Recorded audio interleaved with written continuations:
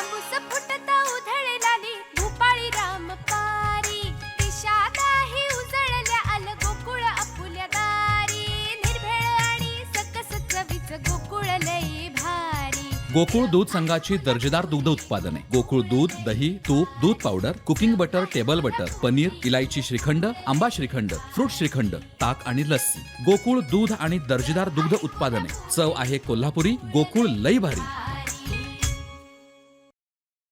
अजित पवारांनी बंड केल्यानंतर शरद पवारांनी पत्रकार परिषद घेत या संपूर्ण परिस्थितीवरती भाष्य केलंय.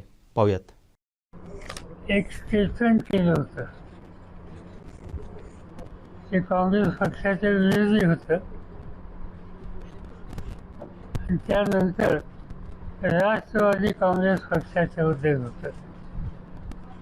त्या स्टेटमेंटमध्ये त्यांनी दोन गोष्टी सांगितल्या की राष्ट्रवादी काँग्रेस पक्ष भ्रष्टाचारामध्ये सापडलेला पक्ष आहे आणि हे सांगत असताना त्यांनी राज्य सरकारी बँक याचा उल्लेख केला आणि त्याबरोबर इरिगेशनच्यामध्ये जी काही तक्रार होती त्या संबंधीचा त्यांनी उल्लेख केला. हा जो उल्लेख त्यांनी केला आणि राष्ट्रवादी काँग्रेस पक्ष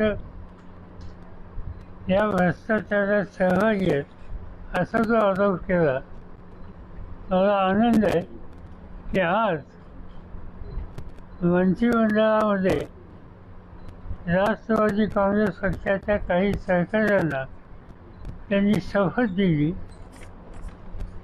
याचा अर्थ त्या संबंधीचे त्यांनी केलेले आरोप हे वास्तव नव्हते.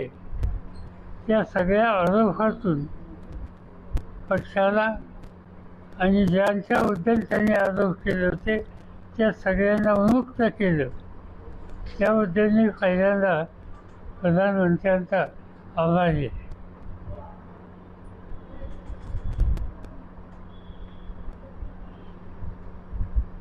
प्रश्न याचा दुसरा आहे की आमच्या काही सहकार्यांनी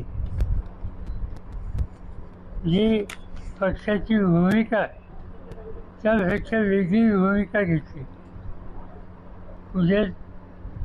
उद्याच्या 6 तारखेला मी महाराष्ट्राच्या पक्षाच्या काही प्रमुख लोकांची बैठक ही बोलवलेली होती आणि त्या बैठकीमध्ये काही प्रश्न उपस्थित केले गेले होते.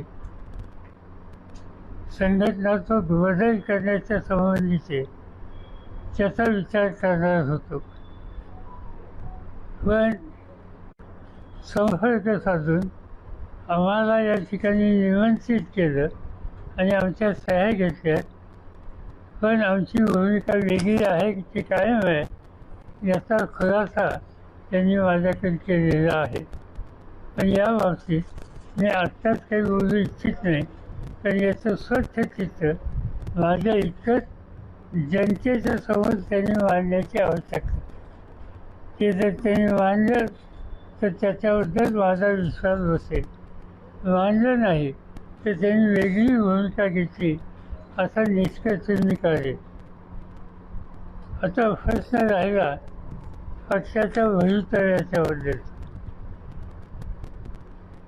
हा आजचा प्रकार हा इतरांना नवीन असेल, मला हा नवीन नाही. मला आठवतं आहे की 1980 साली निवडणुकीच्या नंतर मी या पक्षाचं नेतृत्व करत होतो. त्या पक्षाचे 58 आमदार निवडून आले होते आणि 1 महिन्याच्या नंतर या 58 पैकी 6 सोडले तर सगळे मला पक्ष सोडून गेले. सगळे पक्ष सोडून गेले. मी त्या 58चा नेता होतो विरोधी पक्ष नेता, त्याच्याऐवजी मी 6 लोकांचा म्हणजे 5च, मी एक सोडून 5च लोकांचा नेता झालो. 5 लोकांच्या बरोबर घेऊन पुन्हा पक्ष बांधायला मी महाराष्ट्रात बाहेर पडलो. माझा उद्देश त्याच्यामध्ये होता की पुन्हा पक्षाची बांधणी करायची. आणि 5 वर्षाची निवडणूक झाली. त्या निवडणुकीत 2 गोष्टी दिसल्या की आमची संख्या ही 79 69वर गेली, म्हणजे संख्या वाढली. 5चा नेता असताना सुद्धा वाढली. आणि नुसतीच वाढली नाही, तर जे पक्ष सोडून गेले त्यापैकी ते सगळे पराभूत झाले. त्यामुळं 1980ला जे चित्र दिसतं ते चित्र पुन्हा महाराष्ट्राच्या जनतेच्या पाठिंब्यावर कसं उभं करता येईल हा माझा एक कार्यक्रम आहे. माझं असंच चित्र होतं. पण सवन महाराष्ट्रामध्ये जिथं जाता येईल त्या ठिकाणी जाणं, आपली भूमिका मांडणं हे काम केलं. आणि त्याचा परिणाम आमची संख्या ही मोठ्या प्रमाणात वाढली आणि आम्हाला यश त्या ठिकाणी आलं. संयुक्त सरकार आम्ही लोकांनी स्थापन. आज पुन्हा ती स्थिती आहे. मला देशाच्या कानाकोपऱ्यातून अनेकांचे फोन येतात. आणि या सगळ्या स्थितीत आपण सगळे एक आहोत, आमचा साथ तुम्हाला आहे, अशा प्रकारची मतं मांडतात. आत्ता तिथं येण्याच्या पूर्वी ममता बॅनर्जींचा फोन आला. काँग्रेसचे नेते, खासगी अध्यक्ष त्यांच्याकडनं माहिती मिळाली.